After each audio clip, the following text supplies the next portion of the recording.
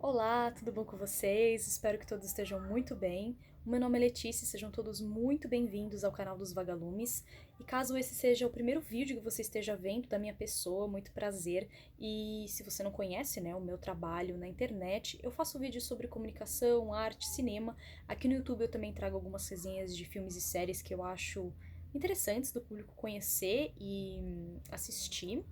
E o meu Instagram, ele tá na descrição do vídeo, então caso você tenha ficado curioso, pode ficar à vontade para assistir meus vídeos aqui no YouTube e conhecer o meu Instagram também. Lá eu dou dicas semanais de filmes, tá? Ultimamente eu ando um pouco parada porque eu tô trabalhando muito, mas sempre que eu posso eu dou uma dica de cinema por lá. Então tá bom, feitas as apresentações, eu quero conversar um pouquinho com vocês sobre algo que vem me incomodando já faz bastante tempo. E o vídeo de hoje vai ser um vídeo sobre comunicação e mídia, então é um assunto que me interessa, um assunto que eu venho estudando desde a minha época de faculdade, e é um dos tópicos que eu mais gosto de estudar e pensar, né? A televisão, a mídia, as reportagens, a comunicação, o jornalismo, enfim, de uma forma geral. Apesar de que, para quem não sabe, eu não sou formada em jornalismo, tá, gente? Eu sou formada em artes. Mas a arte é um tipo de comunicação. E eu gosto de pensar a comunicação da televisão, porque indústria cultural, de certa forma, é um assunto que me interessa. Isso também está vinculado aos meios de comunicação, à televisão e tudo mais. Então é um assunto bem complexo, mas não é um vídeo especificamente sobre isso. Eu quero focar um pouquinho nesse vídeo com vocês o assunto mídia e pandemia. Não gosto muito de usar termos abstratos, mas pra gente deixar de uma forma um pouco mais didática, um pouco mais dinâmico esse vídeo, né, pra não virar um aulão de faculdade, eu vou usar o termo mídia, tá? Mídia eu entendo aqui como os programas, né, os canais que a gente assiste, os programas que são desses canais na televisão. E eu quero focar um pouquinho com vocês especificamente nas reportagens que estão sendo vinculadas sobre a pandemia. E eu quero fazer mais um recorte, porque eu quero pensar um pouquinho uma emissora em específico, perdão. Porque cada emissora está trabalhando o tema da pandemia de uma forma, então é muito abstrato você falar, olha, as emissoras. Não, gente, não, não, não, não. Eu tô pegando um recorte de uma emissora, tá? Porque eu acompanho os programas dessa emissora, porque, como eu disse, é um dos tópicos que eu gosto de estudar, que eu gosto de pensar, que eu gosto de ver palestras sobre. Então faz parte do meu trabalho, né? Digamos assim, assistir esses programas para tentar entender como a mídia está tratando os problemas da pandemia, a pandemia em si, a questão da vacinação, a questão do governo federal, do governo dos estados, enfim. E linguagem e comunicação, como eu disse, faz parte da minha área, então são assuntos que eu gosto. Então, vamos lá. Que emissora que eu estou falando? Eu não vou citar nomes, né, porque é complicado, mas é aquela emissora que gosta de igreja, que tem uns programas de culto, sabe assim? Que sempre fala de Deus. Adoro falar de Deus, sabe? Essa emissora adora falar de Deus. Então essa emissora aí, tá? Que eu vou falar sobre ela hoje. E assim, eu vim percebendo há alguns dias uma linha de pensamento, digamos assim, em cima das reportagens sobre pandemia. Isso me deixa muito nervosa porque o tipo de mensagem que eles vinculam é muito problemática e é isso que eu quero vir trazer. E é isso que eu quero trazer aqui com vocês com esse vídeo, tá, gente? Como é que eles trabalham a pandemia, né? Ultimamente, como eu disse pra vocês, o Brasil está ao caos. Né? A gente tá vivendo a nossa pior fase da pandemia, tá todo mundo desesperado, usar máscara de pano não adianta mais, tem que mudar a máscara e as pessoas não estão conseguindo mais ficar em casa porque estão passando fome. A fome já está sendo uma questão, já está sendo colocada em pauta de novo, então a população mais pobre já está passando necessidade, etc, etc. Então tá tudo muito complicado, gente, tá tudo muito complicado mesmo. E aí como que essa emissora tá vinculando as notícias sobre a pandemia, os problemas da pandemia, os problemas da população? Bom, o que eu noto é que existem dois tipos de discursos que se contrapõem um ao outro. Então são discursos contrários, digamos assim, né? Como se eu dissesse, por exemplo, eu gosto de você, mas... E aí você contrapõe a primeira frase, digamos assim. Só que isso é construído dentro das reportagens. Então, o exercício, a lição de casa que eu daria para vocês é tentar perceber como que é a forma que eles trabalham esse tema, esse conteúdo que seria pandemia. Então, uma coisa que é muito importante da gente pensar sempre é a forma, né? A forma daquilo que está sendo retratado.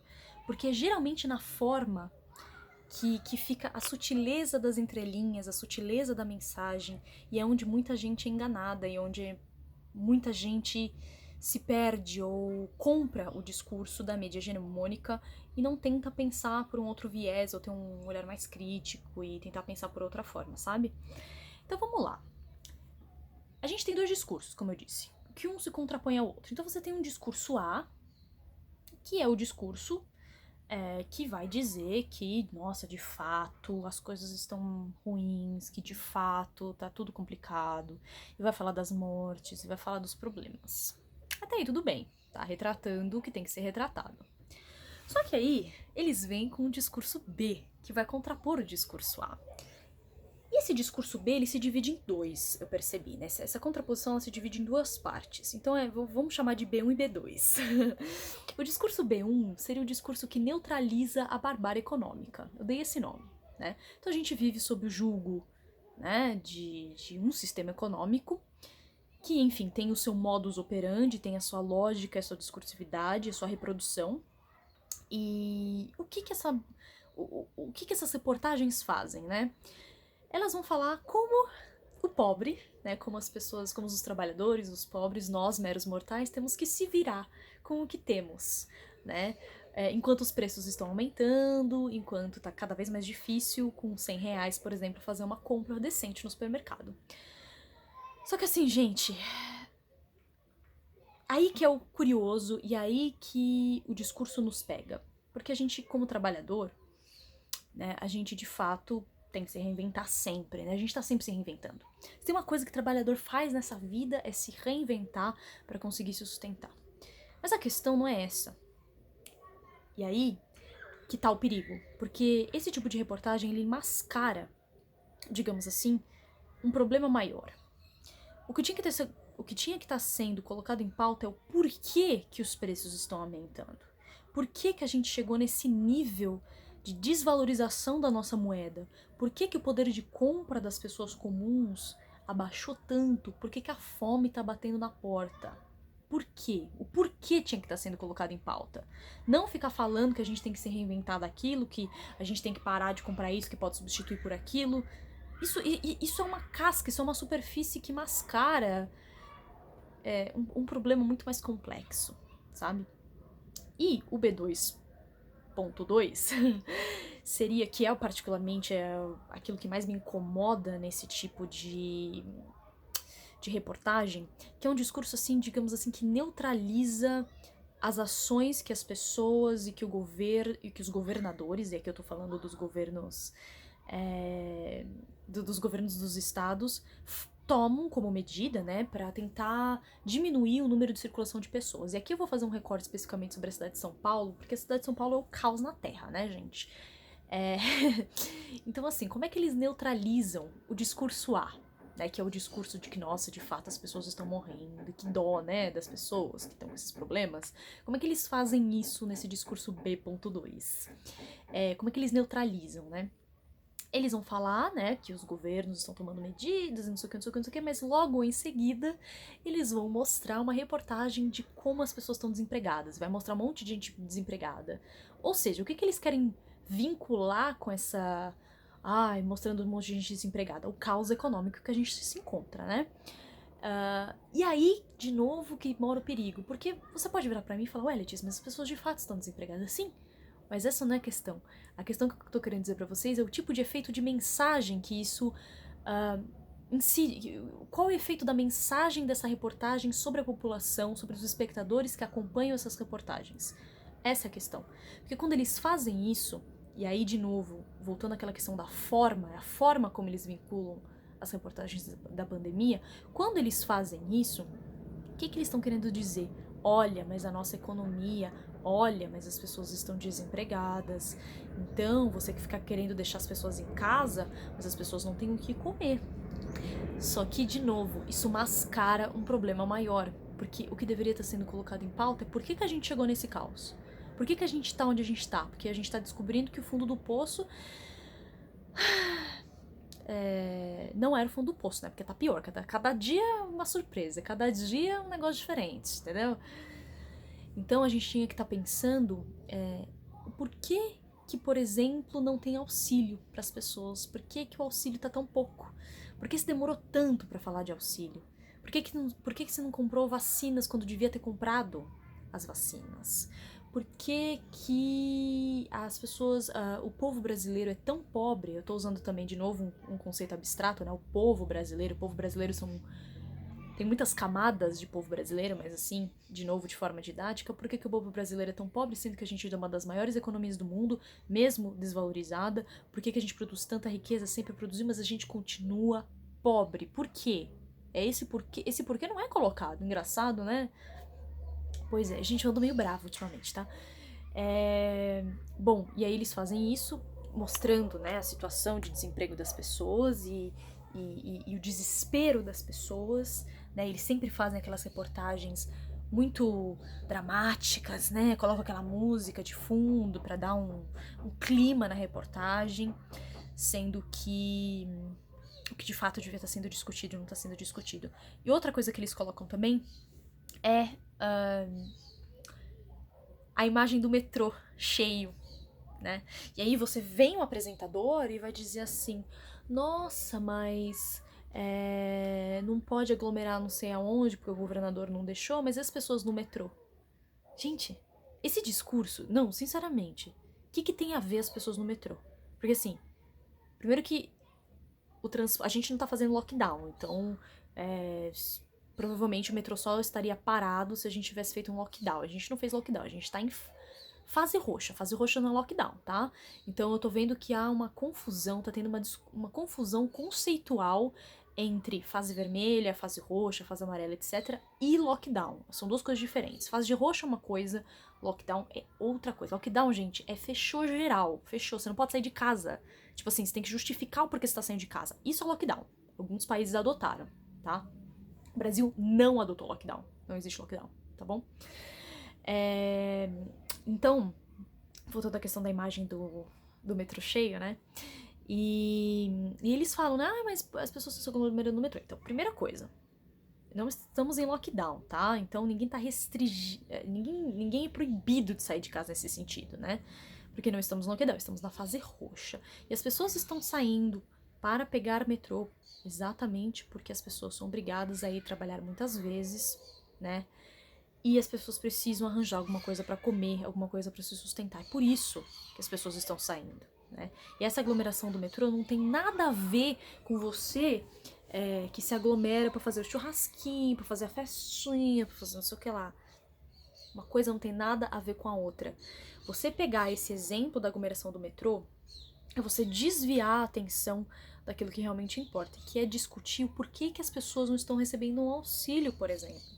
Por que os governadores do estado, as prefeituras não fazem, não sei, parcerias logísticas? Porque eu acho que faltou muito nessa pandemia aqui no Brasil uma operação logística, por exemplo, para ajudar as periferias.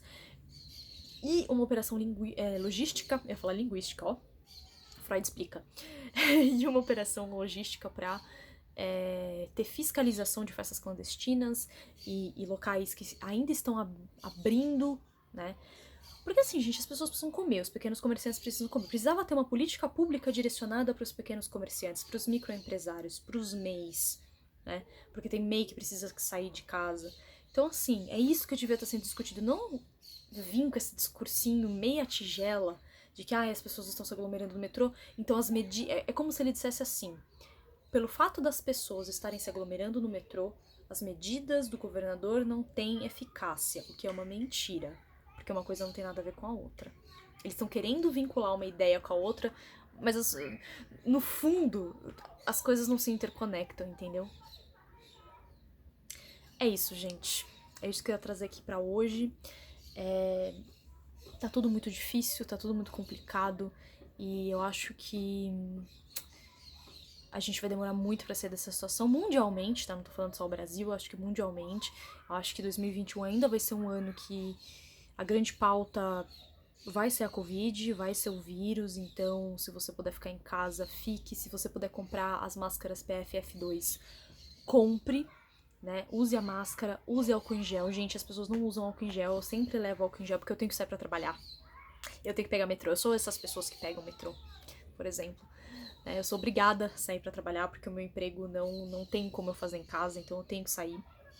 Então, é isso, gente. Cuidem-se uns aos outros. Você que já teve o vírus, fique em casa também, porque você espalha o vírus, tá? Eu vejo muita gente que já pegou o vírus e tá saindo. E. Gente, é importante também a gente pensar que se os hospitais colapsarem de fato, tipo 100%, não é só Covid, gente. Se você sofreu um acidente de carro e precisar de uma UTI, não vai ter. Sabe assim? Se você sofreu um acidente em casa, se você tem uma avó, um avô que tem algum problema de saúde, deu um infarto, alguma coisa, não vai ter UTI. Simples assim. Se você comer alguma coisa estragada, tiver que ser internada, nem que seja 1, 2 dias, e não tiver UTI, gente, pode ser que a gente morra de coisas que poderiam ter sido evitadas, entendeu? Então a gente tem que controlar os leitos de UTI e a gente tem que ficar em casa, né? A gente tem que ficar em casa. E é isso, gente. É isso que eu tenho pra falar pra vocês. E fiquem atentos em relação ao que a grande mídia vincula em torno da pandemia, tá? É bom que a gente fique atento sobre isso, principalmente, como eu disse pra vocês, na forma como eles produzem essas reportagens, porque é na forma que tá o quê? Sabe assim? É na forma que se esconde o jogo da linguagem, né? E muitas vezes as pessoas não percebem que elas estão sendo reféns de um jogo de linguagem perverso que essas televisões vinculam muitas vezes. Então é importante a gente ficar de olho, sabe? Pra gente não ser enganado, pra gente não ser mal informado, para as nossas mentes não serem mistificadas, pra gente não ser massa de manobra, sabe assim?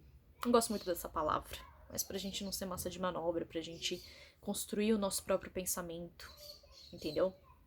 E eu fico muito brava, porque como eu disse, eu sou da área das artes e eu entendo um pouco desse assunto, apesar de não ser especialista, não sou doutora, né, em comunicação ainda, mas isso é algo que me pega, porque isso tem muito impacto na vida das pessoas, né?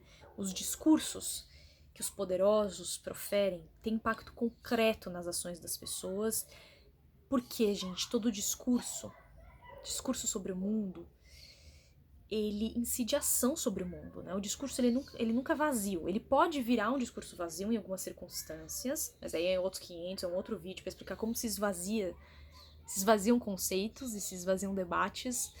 Mas o que eu quero dizer pra vocês é os discursos que a gente profere sobre o mundo incidem em ações que a gente vai tomar perante as coisas, sabe? E então por isso que a gente tem que ficar atento ao que esses grandes conglomerados de comunicação vinculam. E é isso, gente. Deixa nos comentários um comentário sobre esse assunto que você tenha em mente. Dê um like, compartilhe. E é isso, a gente se vê no próximo vídeo. Até mais.